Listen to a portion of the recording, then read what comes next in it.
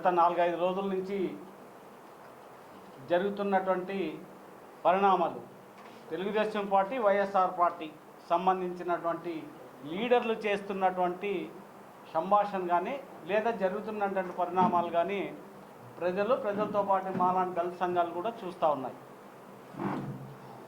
జిల్లా పరిషత్లో జరిగినటువంటి CM photo లేదనే ఒకే ఒక విషయంతో 2 ఎమ్మెల్యేలతో పాటు మా దళిత కుల నాయకుడైనటువంటి మడకసిరి ఎమ్మెల్యే రాజు గారు కూడా అక్కడ ఇది కరెక్ట్ కాదు, ఎవరైతే ఏ ప్రభుత్వంలో ఉన్నా ప్రభుత్వం ముఖ్యమంత్రి ఫోటో పెట్టాలి కానీ ప్రతిపక్షంలో ఉన్న ప్రతిపక్ష హోదా కూడా లేనటువంటి జగన్మోహన్ రెడ్డి ఫోటో పెట్టడం అనేది కరెక్ట్ కాదని చెప్పిన మాటకి వైఎస్ఆర్ పార్టీకి సంబంధించినటువంటి లీడర్లు వెళ్ళి ఎస్పీకి కంప్లైంట్ ఇవ్వడం జరిగింది.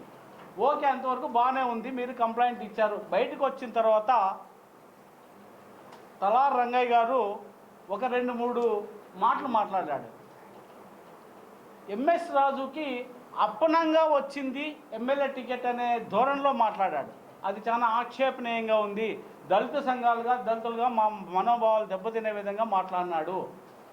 ఎంఎస్ రాజు ఎక్కడ కూడా కులంతో ఎక్కడ మాట్లాడిన సందర్భం లేదు.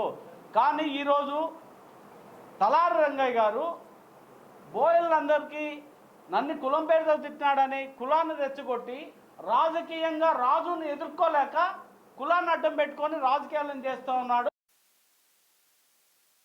మేము హెచ్చరిస్తా ఉన్నాం, ఇది కరెక్ట్ కాదు. నువ్వు రాజకీయంగా నీ పార్టీ పరంగా నువ్వేమన్నా మాట్లాడు, కానీ కులాన్ని అడ్డు పెట్టుకొని కులాన్ని తక్కువపరిచే విధంగా మా దళితుడని ఎంఎస్ రాజు మీ మాదిరి ఏదో ఆఫీసర్గా ఉద్యోగం చేసి రాత్రే వచ్చి ఎంపీ అయిపోలేదు, ఎమ్మెల్యే అయిపోలేదు.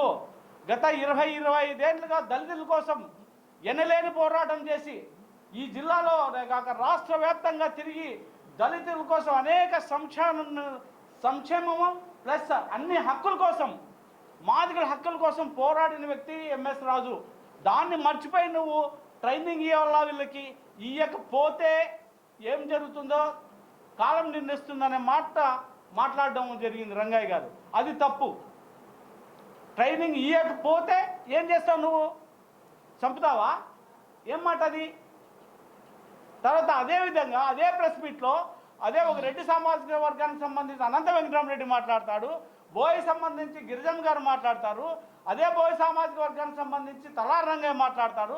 పక్కన శైలనాథ్ గారు ఉన్నారు, మాజీ మంత్రి. అతన్ని ఎందుకు మాట్లాడలేదు మీరు? అతన్ని ఎందుకు కించపరిచారు మీరు? అంటే మాదిగలు అంటే మీకు అంత ఆ మాత్రం గౌరవం ఉందనేది సమాజం చూస్తూ ఉంది ఈరోజు. మీరు కానీ మీ పార్టీ వాళ్ళు కానీ. అతను మాజీ మంత్రి, ఈ మధ్యనే మీ పార్టీలోకి వచ్చాడు, అతను పక్కన నిలవన్నాడు. అతన్ని ఎందుకు ప్రెస్ మీట్లో మీరు మాట్లాడలేదు? ఎందుకు? మాదిగానే ఒకే ఒక కారణం చేత మీరు అవమానించారు అతన్ని. అటువంటి భావన కలిగిన మీరు రాజు గారిని కూడా అవమానించే ప్రయత్నం చేస్తూ ఉన్నారు. దీన్ని మానుకోవాలని మేము దళిత సంఘాలుగా, మేము మాదిగలుగా, ఎక్స్ప్రెస్లీ మాదిగలుగా మేము మీకు విజ్ఞప్తి చేస్తూ ఉన్నాం. మా మాదిగ ఎమ్మెల్యేలు అంటే అంత చులుకున్నాం మీకు? రిజర్వేషన్లో వస్తే రిజర్వేషన్లో వస్తాము. డాక్టర్ బాబాసాహెబ్ అంబేద్కర్ గారు మాకు రిజర్వేషన్ కల్పించినాడు కాబట్టి మేము రిజర్వేషన్ వర్గాలుగా మేము రిజర్వేషన్లో పోటీ చేసి గెలుస్తాము. కానీ మీరేంది ఎత్తి చూపేది? కులాన్ని ఎందుకు అడ్డు పెడుతున్నారు? ఇప్పుడు బోయ సామాజిక వర్గాన్ని ఎందుకు రెచ్చగొట్టి పంపిస్తున్నారు? రాజకీయంగా మీరు ఏమన్నా ఉంటే మీరు చూసుకోండి, అంతేగాని కులాన్ని తెచ్చి అడ్డం పెట్టి కులాన్ని దూషిస్తే మాత్రము ఏజ మాదిగలుగా మేము ఊరుకుంటే ప్రశ్నే లేదు. ఎవరైనా సరే మాదిగలకు అవమానం జరిగినా, మా ఆత్మగౌరవం కించపరిచే విధంగా ఎవరు మాట్లాడినా కూడా మేము సహించే ప్రశ్న లేదు. దయచేసి మీరు రాజకీయ పార్టీ వాళ్ళుగా, మీరు రాజకీయ నాయకులుగా మీరు అర్థం చేసుకోండి. మీరు రాజకీయంగా మేమేం భావిస్తున్నాము? రాజును, ఎంఎస్ రాజును రాజకీయంగా ఎదుర్కొన్న లేకనే ఈరోజు మీ కులాన్ని తెచ్చి అడ్డం పెట్టి ఈరోజు మీరు కుల సంఘాలతో మాట్లాడిస్తున్నారు. ఇది తప్పు. కులాన్ని తీసుకొని రావద్దండి దయచేసి. కులాలు బోయలు కానీ మాదిగలు కానీ బావ బామార్దులుగా, అన్నదమ్ములుగా, అదే రంగయ్య మా బావ బామార్ది అని మాట్లాడినాడు. మరి ఈరోజు ఎందుకు తెచ్చి రాజు మీద నువ్వు ప్రెస్ మీట్ పెట్టిస్తున్నావు నువ్వు బోయ్ సామాజిక వర్గంతో? అదే బోయ్ సామాజిక వర్గం ఈరోజు హెచ్చరికలు జారీ చేస్తూ ఉన్నారు మా రాజుకి.